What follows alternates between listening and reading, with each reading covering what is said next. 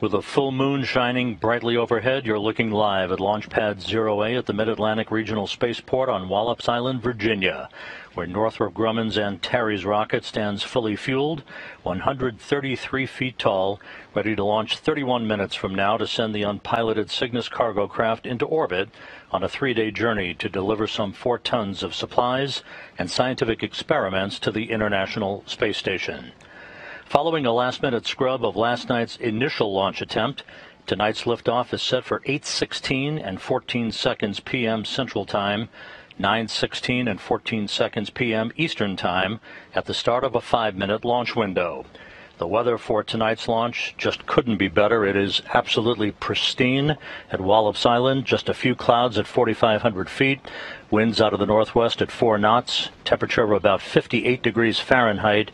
Everything is green across the board. And there is the target for the Artemis program coming up for NASA, the moon, with sights set on that destination to land the first woman and the next man on the surface of the moon in 2024. Good evening from Mission Control in Houston and the International Space Station Flight Control Room here at the Johnson Space Center. Flight controllers here are watching over the station as they do 24/7, 365, tending to its systems and the 3 crew members comprising the Expedition 63 crew. We'll talk more about them in a moment.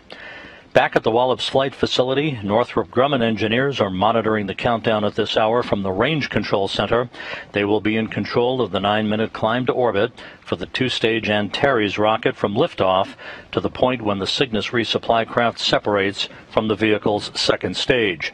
They just completed a poll of all of the engineering positions just a moment or two ago. Everyone is go for launch.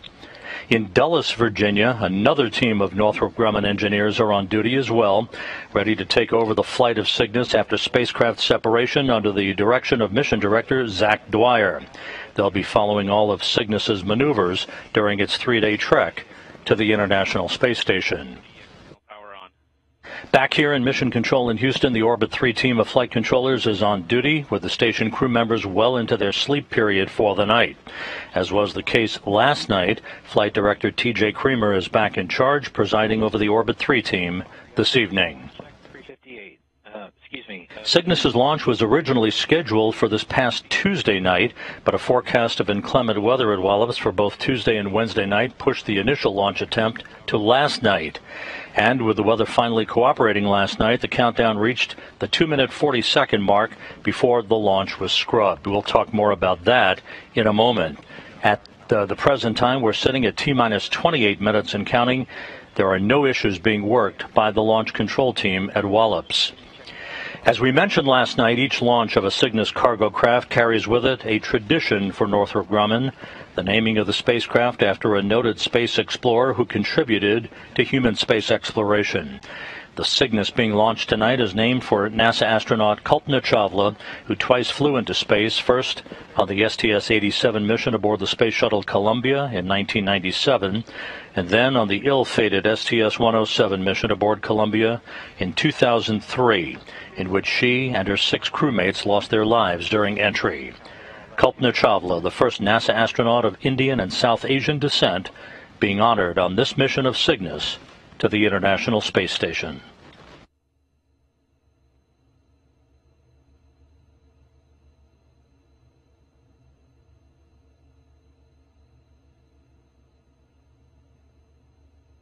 The Antares rocket being launched tonight is a two-stage rocket that will propel the Cygnus cargo craft to its preliminary orbit to begin the chase to reach the International Space Station in the wee hours Monday morning. But before we look ahead, let's look back 24 hours to last night's postponement. And with us this evening by phone to discuss all of these developments, returning tonight with us, is Christina Halona, the Northrop Grumman Antares System Engineering Program Manager. Christina, thanks for joining us once again this evening. Thank you, Rob. I'm excited to be back with you and our NASA TV viewers to see a successful Antares launch and Cygnus mission to the International Space Station. Everything's looking great tonight, but before we get into all of that, walk us through last night's scrub. What was the cause? How did Northrop Grumman remedy the issue that brought us to this evening's launch attempt? No problem, Rob. So last night during the countdown, the computer auto-aborted at approximately T-minus 2 minutes and 49 seconds when it received an off-nominal reading from the ground support equipment. The team tracked the automated abort to a software issue, and it was resolved. Nonetheless, launch scrubs for ground systems issues do sometimes occur as we place mission success and the safety of our team and the public above all other considerations. As can be seen from the numerous scrubs this launch has had this past week, including Delta IV and Falcon 9 due to weather and ground system faults, each and every countdown will not always result in a launch attempt, which is just simply part of the launch business. Our Northrop Grumman team is trained to respond professionally to scrub launch attempts in order to maintain Antares and Cygnus in a safe condition. We always quickly investigate the root cause if there's any issues and maintain readiness to launch as early as the next day.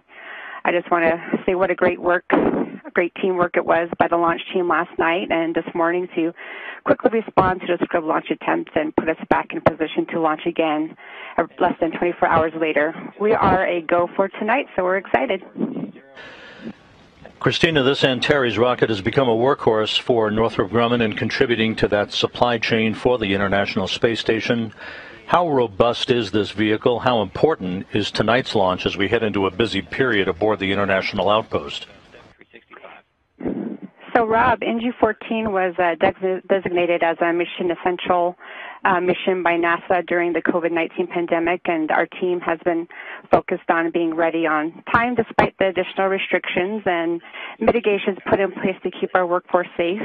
The Antares launch system and the Virginia Space Launch Pad we both use are designated to be very robust, which has allowed us to achieve 7 consecutive successful Antares 230 and 230 plus flights that enabled successful Cygnus missions to the ISS. Antares is our 230 plus workforce, and we are carrying Cygnus loaded with nearly 8,000 pounds of cargo tonight. Northrop Grumman is very proud of our contributions in supplying critical research and cargo to the crew on the space station. And for me personally, as a Native American from the Navajo Nation, I am truly honored to be part of our human exploration program, and I hope to inspire others to reach for the stars when setting their goals. Thank you very much, Christina. Christina Halona of Northrop Grumman with us this evening by phone. The countdown for Cygnus's launch now stands at T-minus 23 minutes, 14 seconds, and counting. At the time of launch, at 8:16 and 14 seconds p.m. Central Time, 9:16:14 p.m. Eastern, the International Space Station and its 3 residents will be flying 258 statute miles over the southern Indian Ocean. Antares and Cygnus will arc out to the southeast from Wallops to start the rendezvous and a series of pre-programmed engine firings that will lead to its arrival at the International Space Station and its robotic capture Monday morning. Station Commander Chris Cassidy of NASA, backed up by Russian cosmonaut Ivan Wagner from Roscosmos, will be in the cupola at the robotic workstation monitoring Cygnus' systems during its final approach, with Cassidy using the Canadarm2 robotic arm to reach out and grapple the Northrop Grumman resupply vehicle. At that point, he will turn the robotic chores over to a team of ground controllers here in Houston who will maneuver Cygnus into an installation position to be installed and bolted into place on the Earth-facing side of the Unity module of the International Space Station for a stay of about 2 months. The Cygnus is scheduled to depart the station in mid-December for a 2-week free flight in which additional scientific experiments will be conducted. Copy, not required. On board the International Space Station, Cassidy Wagner and Russian cosmonaut Anatoly Ivanishin are asleep at this hour, less than 3 weeks away from the end of their 6.5-month mission on the orbital outpost. They are scheduled to return to Earth on the evening of October 21st U.S. time, which will be the morning of October 22nd on the steppe of Kazakhstan, for a parachute-assisted landing in their Soyuz MS-16 spacecraft.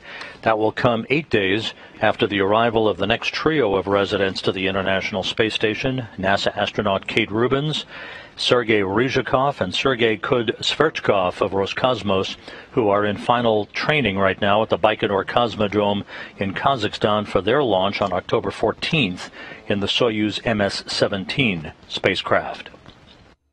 Inside 21 minutes until launch, everything continues to proceed on track and on time for a liftoff at 8:16 and 14 seconds p.m. Eastern Time.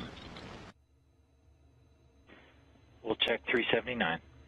The ascent profile for Antares and Cygnus following liftoff calls for main engine cutoff on the first stage of the Antares rocket about 3 minutes and 18 seconds after launch, followed 6 seconds later by the separation of the first stage.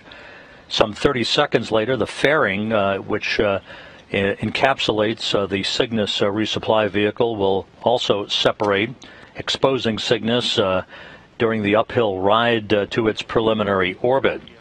Stage 2 ignition on the Antares rocket is scheduled at about the 4-minute, 7-second mark into the flight.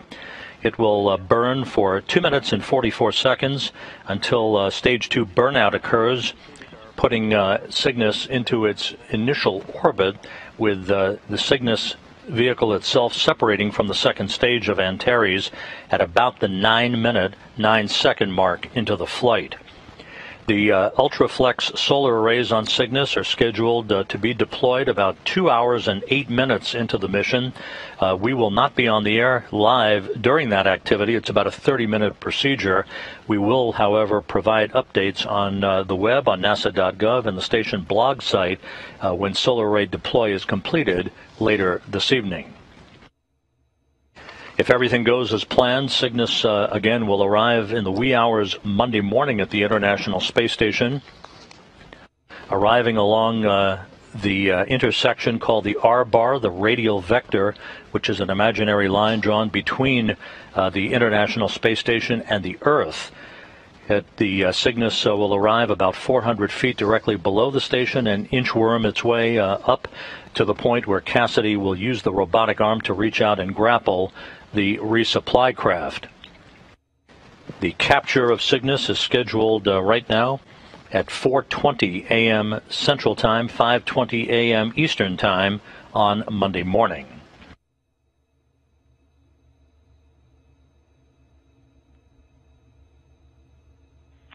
And off to LC, countdown. Good, LC. Yeah, just be advised, step 386 will be required for today's op. Copy that.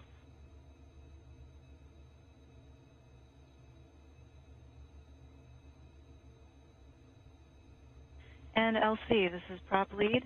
Actual F1N level is 10 of 10. Copy 10 of 10, 381, core 1. Provide status on F1N level. LC core 1, countdown 1, standby.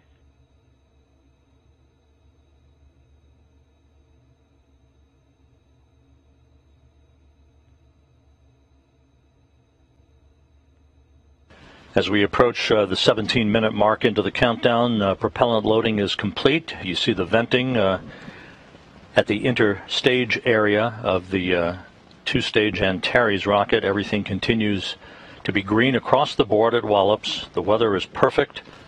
Everything all set for Antares to begin its flight to deliver the Cygnus resupply vehicle to its preliminary orbit.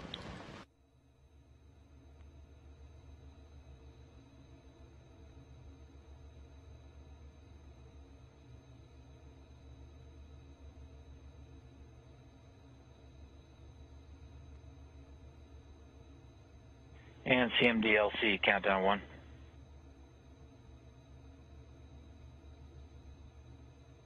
LC Core 1, countdown 1. Go ahead, Core 1. Fuel level adjustment is not required. Copy, not required. We'll go ahead and check 382. And Prop 2, Step 383, configure OCCS for no adjustment to fuel level.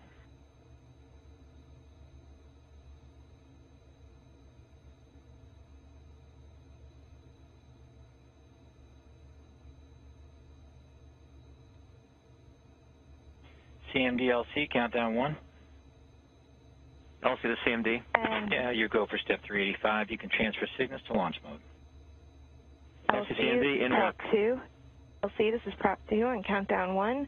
OCCS configured for no adjustment to fuel level. At T-minus 16 minutes and counting, those calls from the Range Control Center engineers for Northrop Grumman indicate that the fuel loading for the Antares rocket is at the proper level, into stable replenish now. No adjustment for fuel required this evening, and Cygnus is about to go on internal power. Tonight's launch kicks off a very busy period of activity at the International Space Station. Again, a launch tonight results in Cygnus arriving at the station in the wee hours Monday morning. That will be followed in a couple of weeks by a Soyuz crew rotation, as we mentioned, with Kate Rubins of NASA and her 2 Russian crewmates scheduled to launch October 14th from the Baikonur Cosmodrome in Kazakhstan for a 2-orbit rendezvous, a 3-hour fast-track journey to the International Space Station that will kick off an 8-day handover with Chris Cassidy and his 2 Russian crewmates, Anatoly Ivanishin and Ivan Wagner, who we said a moment ago are in the home stretch of their 6.5-month mission on the station. They'll be returning to Earth on the night of October 21st, U.S. time. And right on the heels of that, on October 31st, on the 20th. Just passed through T-minus 15 minutes. We'll be coming up on our polling for our final count, proceeding with our final countdown in just about 2 minutes. On the 20th anniversary of the launch of Expedition 1, Bill Shepard, Yuri Gudzenko, and Sergei Krikalev. On October 31st, the Crew 1 mission is scheduled to launch aboard a SpaceX Falcon 9 rocket. The Resilience Crew Dragon spacecraft with Mike Hopkins, Victor Glover, Shannon Walker, and Soichi Noguchi on board, scheduled to arrive at the International Space Station on November 1st.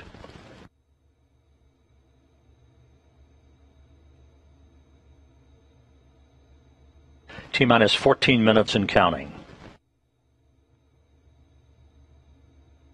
And CMD, I'll wait for your call on 387.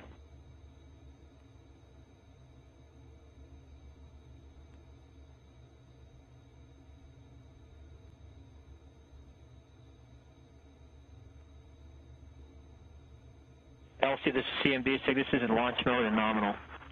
Copy that, CMD. We'll check step 387 complete.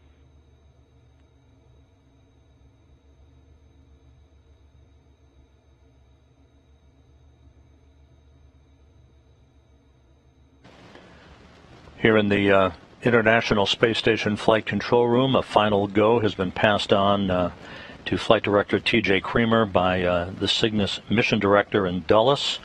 Both Antares and Cygnus are go for launch.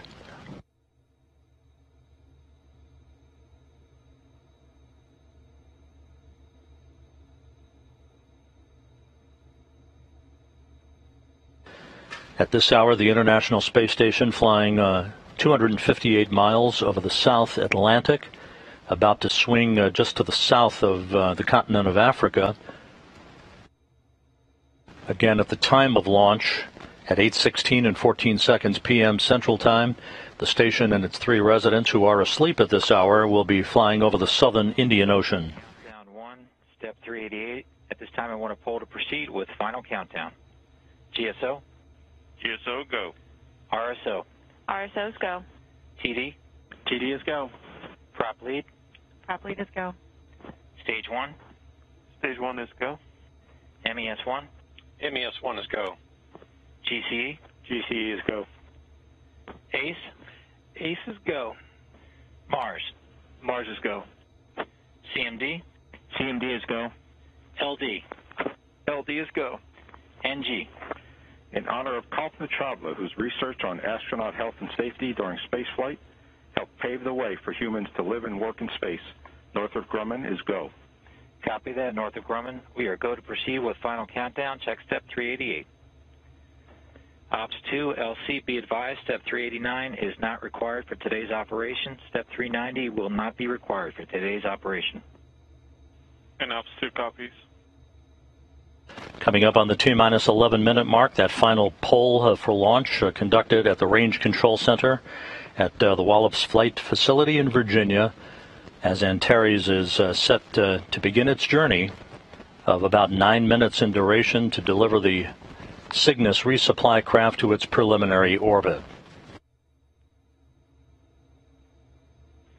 And passing T-minus 11 minutes.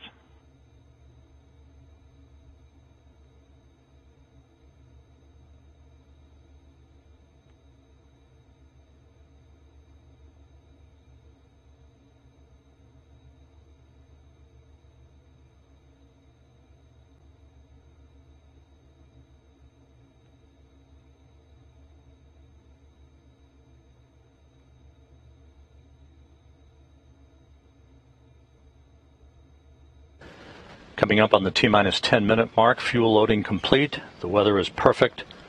Everything is all set to begin the journey of Cygnus to the International Space Station.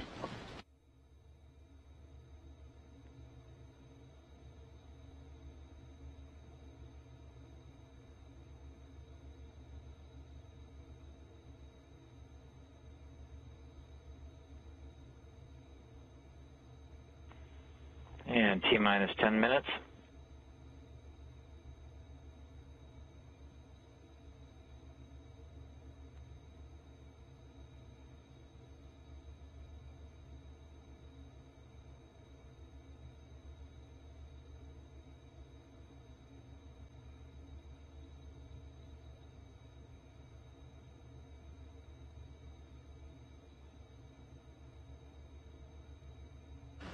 No issues being worked in the Range Control Center at Wallops Island, Virginia, or at Dulles, Virginia, where the Cygnus spacecraft team for Northrop Grumman monitoring Cygnus' systems ready to take over at the time of spacecraft separation just over 9 minutes after launch.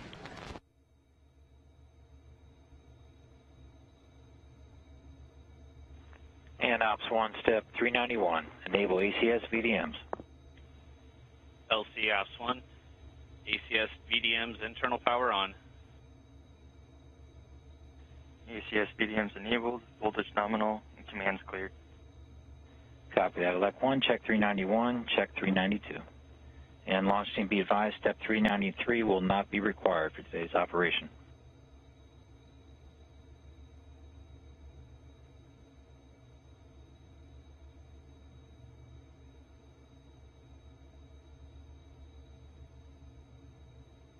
Once Cygnus arrives at the International Space Station in the wee hours Monday morning and is grappled and then installed and bolted into place, a series of leak checks at the berthing interface between Cygnus and the Unity module will be conducted by NASA astronaut and station commander Chris Cassidy, making sure that we have a tight seal between the Cygnus and the station before he begins the process of opening the hatch to Cygnus and the start of the unloading of the most time-critical experiments and supplies that are being brought up on the Cygnus resupply vehicle.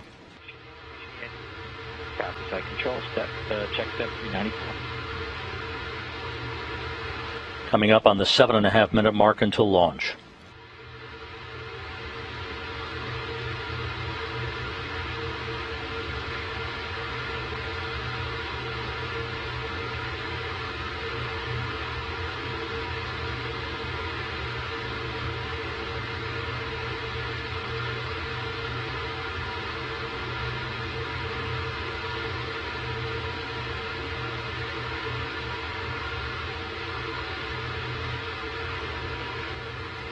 passing through 7 minutes until launch. T-minus 7 minutes.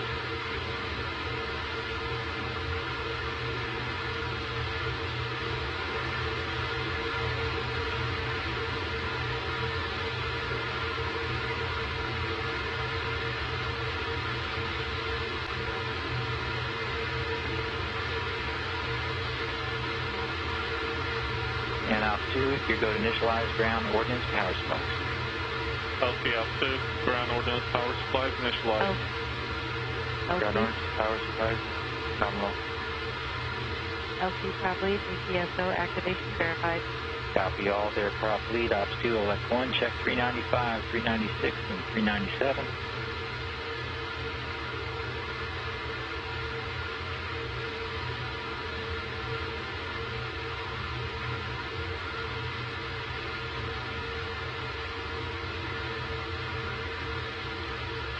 T-minus 6 minutes and counting. Northrop Grumman preparing to provide Friday night lights down the eastern seaboard. Everything is go for launch. LC site control, app A ECS transfer to GN2 confirmed. Roger that, site control. Check step 398. And launch team be advised, step 399 not required for today's operation.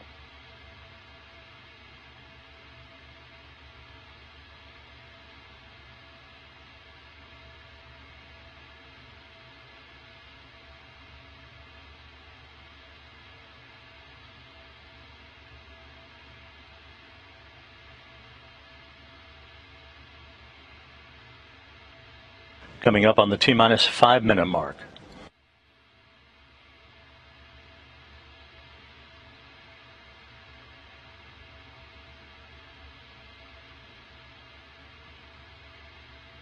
T-minus 5 minutes. Ops 1, transfer avionics to internal power. LC Ops 1, avionics internal power on. Stand by for command completion.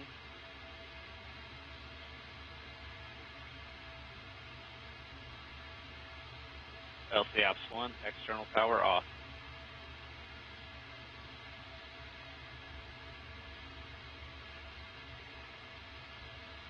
Internal power is nominal. Roger that, elect 1, Ops 1, open STS envelope. LC Ops 1, STS loop open and green.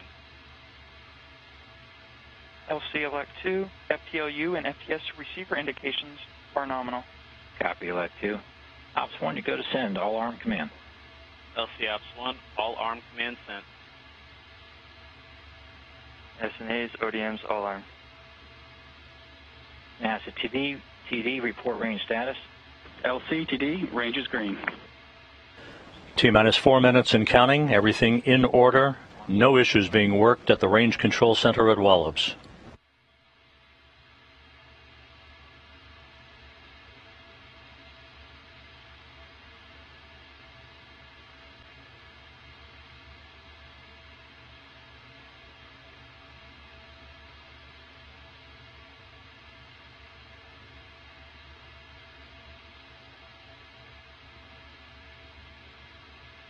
And launch team be advised, phase 3 dynamic limits will be active at T-minus 3 minutes.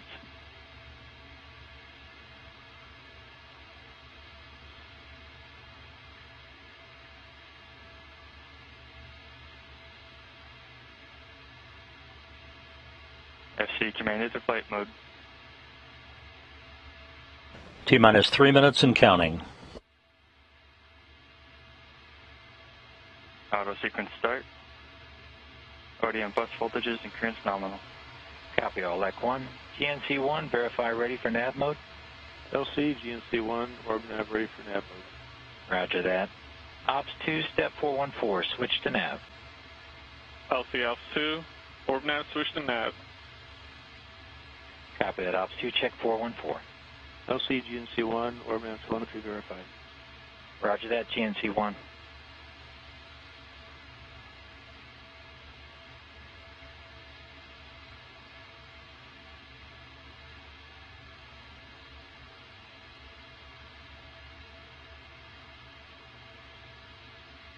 Coming up on the T-minus 2 minute mark. Antares systems in excellent shape. No issues. 2 minutes on my mark. Mark.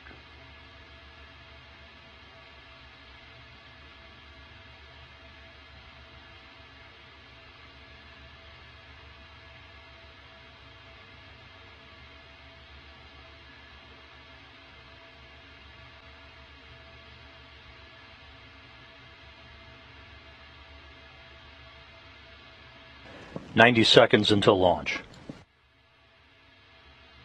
T-minus 1 minute, 30 seconds.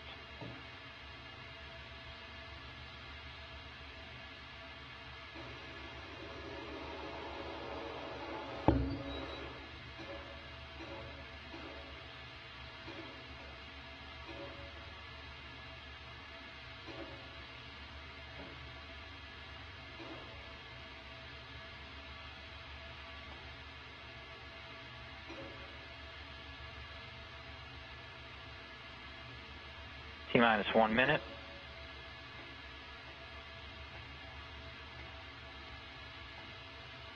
Well into the terminal count.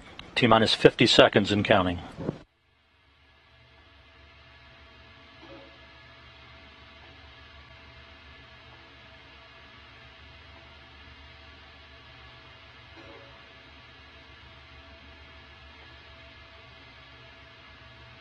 T-minus 30 seconds. Mark.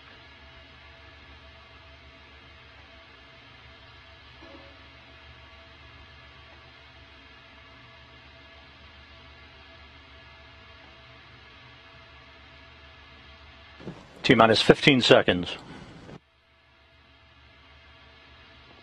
T-minus 10. 5, 4, 3, 2, 1. Engine start and liftoff. The SS Kalpana Chawla takes flight, sights set on the International Space Station.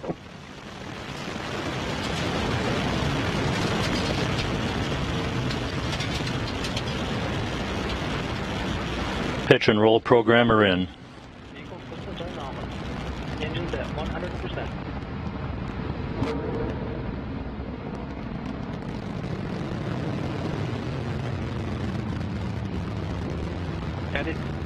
Attitude nominal, vehicle subsystems nominal.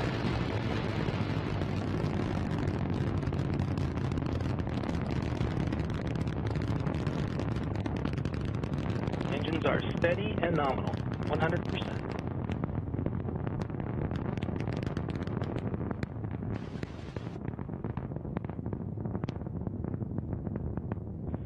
Altitude, 20,000 feet. 1 minute into the flight, everything looking good on Antares.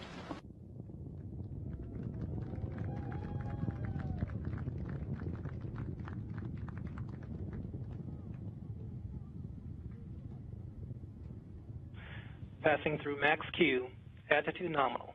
Engines at 100%. Antares passing through the area of maximum dynamic pressure.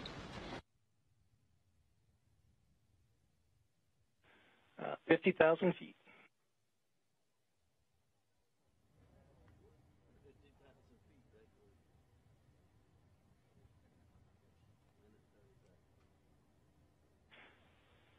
Attitude nominal. All vehicle subsystems are nominal. Coming up on the 2-minute mark into the flight, everything looking good.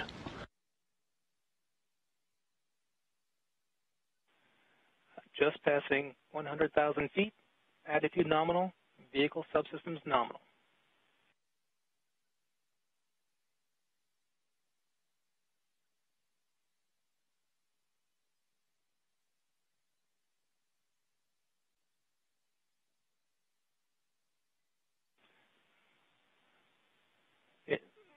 Engines remain at 100%, attitude nominal, vehicle subsystems nominal.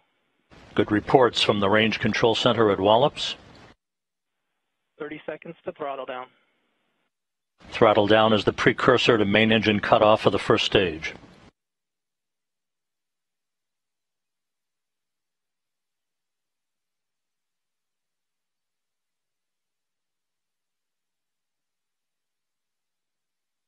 Coming up on the 3-minute mark into the flight.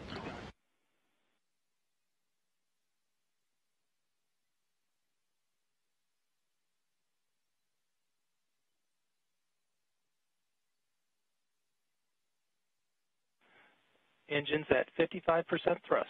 Standing by for main engine cutoff on the first stage.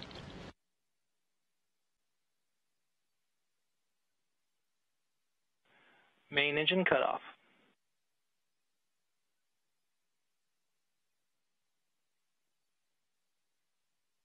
Stage 1 separation, attitude nominal. Stage 1 separation confirmed from the Range Control Center.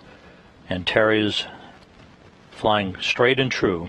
Antares in coast phase until proper conditions for fairing separation and stage 2 ignition are achieved.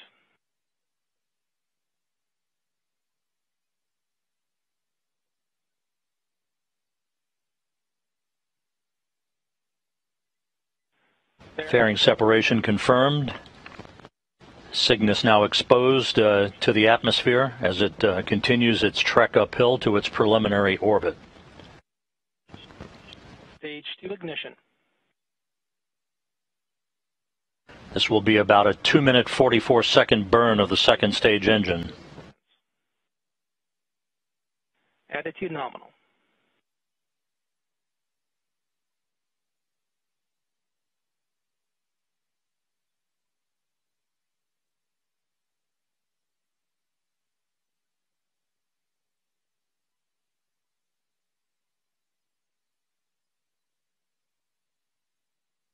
Attitude nominal, vehicle subsystems nominal, 140 kilometers. Coming up on the 5-minute mark into the flight.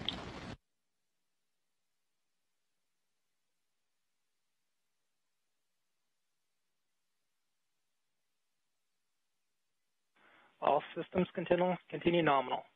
Altitude 150 kilometers.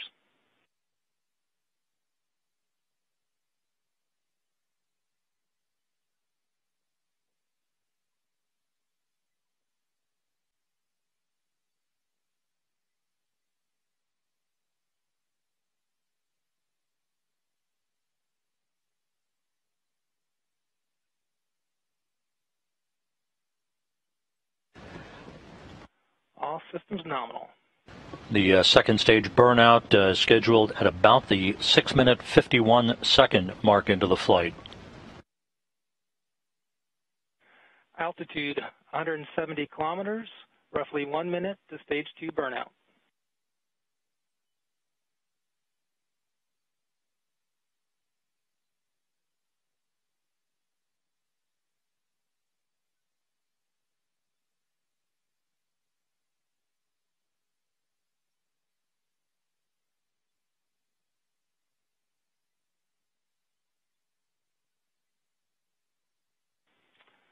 Altitude 184 kilometers, all systems nominal, roughly 30 seconds to stage 2 burnout.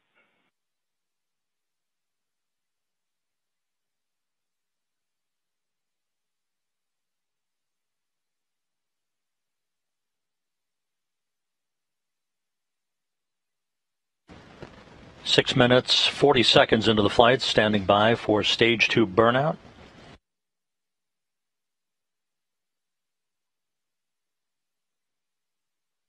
Stage 2 tail-off.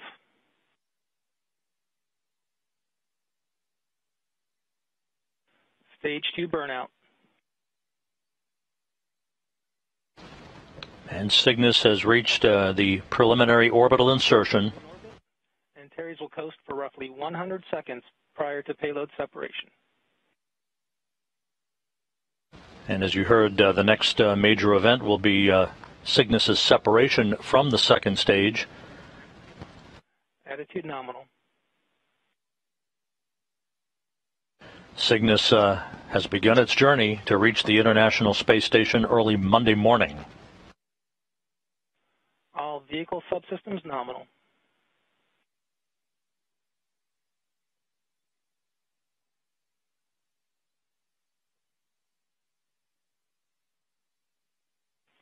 Altitude 191 kilometers, roughly 1 minute to payload separation. Liftoff occurred right on the dime at 8:16 and 14 seconds p.m. Central Time, 9:16:14 p.m. Eastern Time. The International Space Station and its 3 crew members who are asleep at this hour approaching the southwest coast of Australia.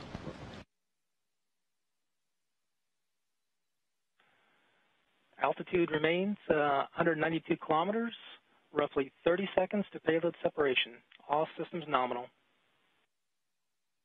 At the time of Cygnus's separation from the second stage, the operations will move to Dulles, Virginia, and the Cygnus flight control room under the direction of Mission Director Zach Dwyer.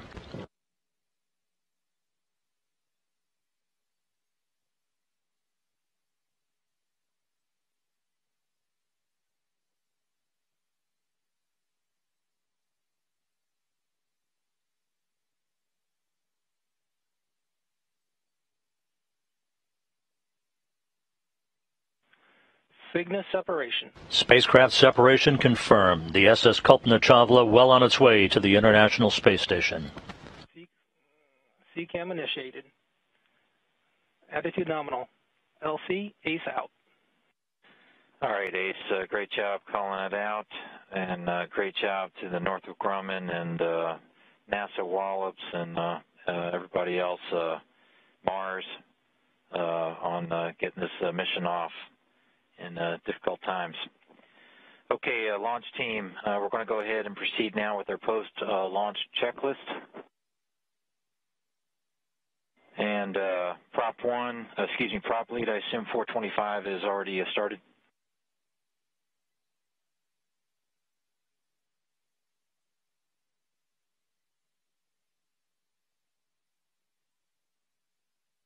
And prop lead LC, countdown 1.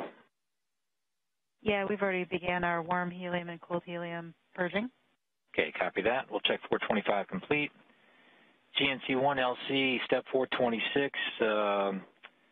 Let me know when you've provided the Antares state vector to Cygnus. LC GNC1, state vector submission and work. Okay, copy and work. LC. Go ahead, LD.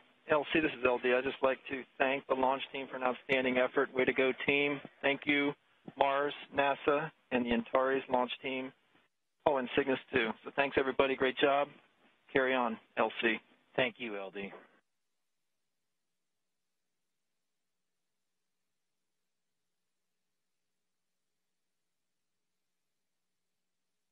This is Mission Control Houston. Cygnus now safely in orbit en route to the International Space Station. A perfect launch from the Wallops Flight Facility in Virginia. On the line with us right now is the International Space Station's Deputy Program Manager, Kenny Todd. Kenny, good evening. Thanks for joining us tonight. Hey, Rob. It's great to be with you. Thanks. Well, Cygnus now safely en route to the International Space Station after that launch scrub last night. Carrying some 4 tons of supplies and experiments, including a couple of nitrogen tanks. Give us sort of the big picture on what's on board Cygnus, why these nitrogen tanks are important, and some of the other highlights for what this supply run will mean for the international complex. You bet, Rob. First of all, let me offer my congratulations to the entire Northrop Grumman team. It was a spectacular launch. I don't think you can ever get tired of watching these night launches. And as you said yesterday, creating the artificial dawn for a few minutes there, it's just gorgeous, And the entire launch team there at the Wallops Flight Facility, again, they just do a great job at launching these vehicles. But yeah, we're very excited about having Cygnus off the pad on the way coming to the International Space Station with about 8,000 pounds of cargo, of which over a third of it is really committed to the science and utilization of the space station and really taking advantage of this low Earth orbit asset where we can do some things in microgravity that quite frankly we can't do anywhere else on the planet. So we're always excited to have new people coming to station and really trying to see what kind of things that they can learn in this environment. So you mentioned earlier about the nitrogen tanks. we were a little anxious to get this flight off the ground because of the fact that it had some additional nitrogen on board. As most people who follow station on a regular basis might have heard, we've been dealing with a pesky little atmosphere leak on board the station for the better part of 3 or 4 months now. Station in general always leaks a little bit, but over the last several months we've seen an increase in that, which anytime you're dealing with a leak on a pressurized spacecraft, you certainly want to know where it is, and you certainly want to make sure that you have enough consumables on board to feed that leak until you find it. And that's kind of where we find ourselves right now, as we're working through several different troubleshooting efforts to try to locate this leak. But getting these tanks on board certainly again helps us up our consumables in the nitrogen area and gives us a little more runway as we try to sort through this issue. Kenny, the Cygnus vehicle arrives at the station pre-dawn on Monday. This kicks off a very busy period for the station and its crew. If you would, give us a little snapshot of the air traffic control pattern over the next few weeks with crews and vehicles coming and going. You bet, Rob. Last year we were around this same time frame. I remember doing a press conference and calling last year around this same time frame the season of EVAs, because we were getting ready to swap out batteries, and that was coming with a huge series of EVAs along with fixing the alpha magnetic spectrometer and again another large number of EVAs. This year we find ourselves really with just a season of visiting vehicles, and it starts tonight with the launch of this Cygnus spacecraft. We'll get it on board here Monday morning, and then on the 14th of October, we'll see our next Soyuz spacecraft with our next crew coming to the space station. That particular spacecraft will actually perform a 2-orbit rendezvous on its way to the space station, which hasn't been done before with a crewed spacecraft. So we're pretty excited to see how all that works. And again, it'll be pretty amazing when you think about a crew launching from the ground here and roughly 3 hours later being on the International Space Station. So we're excited. That's coming on October the 14th. And then about a week later, on the 21st, Chris Cassidy and his 2 Russian crewmates will return to Earth after their approximately 6 month stay on board the station.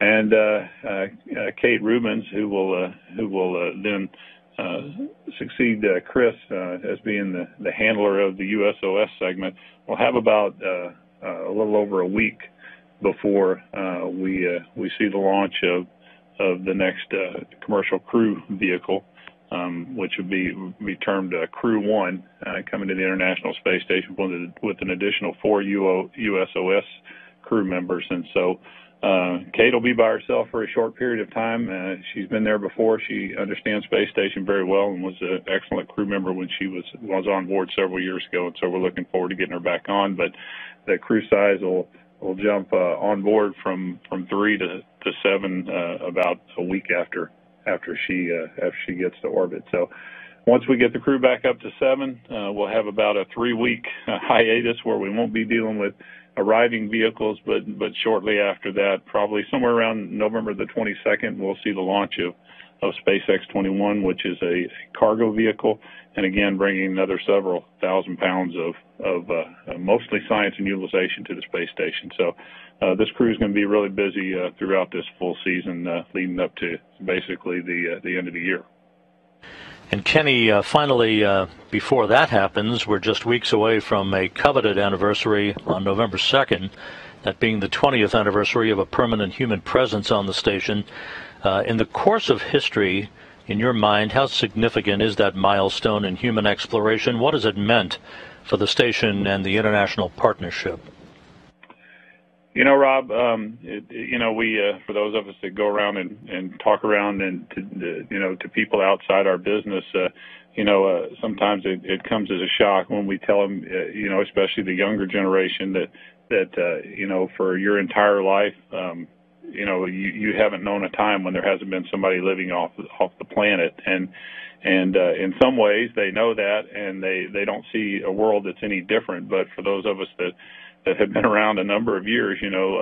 Going to orbit was such an amazing feat years ago, and to think we've been living there for the last 20 years is almost incomprehensible. But the thing that really strikes me, Rob, about the fact that we've had international crews living in orbit for the last 20 years is looking down at the Earth and seeing what all has transpired on the Earth in that time frame, with disasters and conflicts, successes and failures and things that have gone on around our planet. And in the midst of all of that, as an international partnership, we know no boundaries. And every crew member that launches almost will come back and tell you when somebody asks what you see when you look down, and it's you don't see boundaries.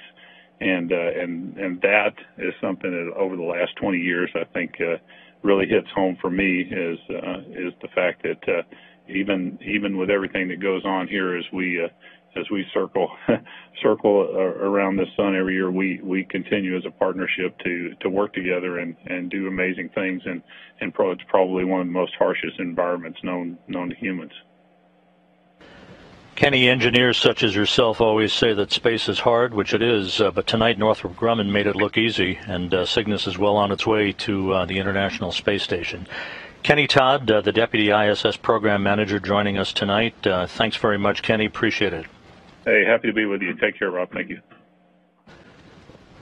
Back here in Mission Control, the flight control team will be working throughout the course of the weekend in concert with Northrop Grumman's Cygnus engineers at the Cygnus Law Control Center in Dulles, Virginia, monitoring all of the maneuvers that lie ahead for the SS Kalpana Chawla on its approach to the International Space Station for its capture, scheduled at 4:20 a.m. Central Time, 5:20 a.m. Eastern Time on Monday morning.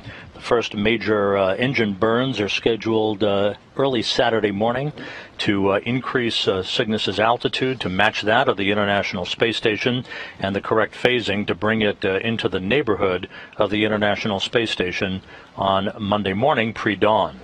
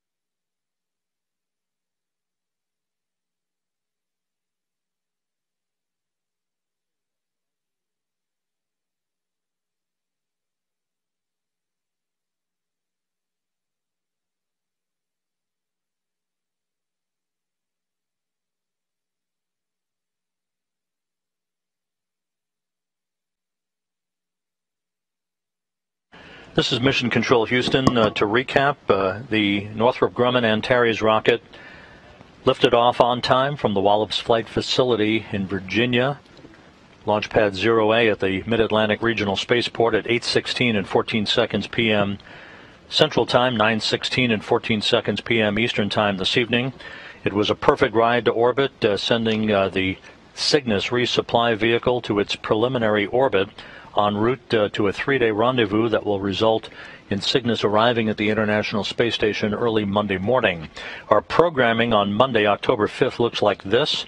We'll start our rendezvous and capture coverage for Cygnus at 2:45 a.m. Central Time, 3:45 a.m. Eastern Time on NASA television.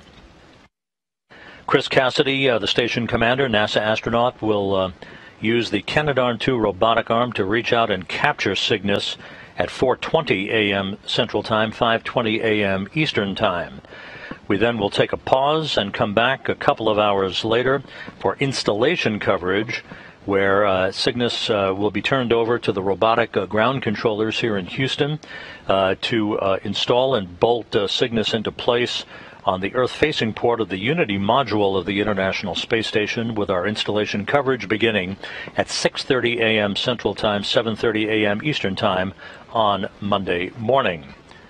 So with that, we'll wrap up our coverage. Coming up just a moment or two from now will be launch replays of tonight's liftoff of the Antares rocket from Wallops to send Cygnus into its preliminary orbit. For all of us here in Mission Control in Houston, have a safe weekend, and we'll see you once again on Monday morning. This is Mission Control Houston.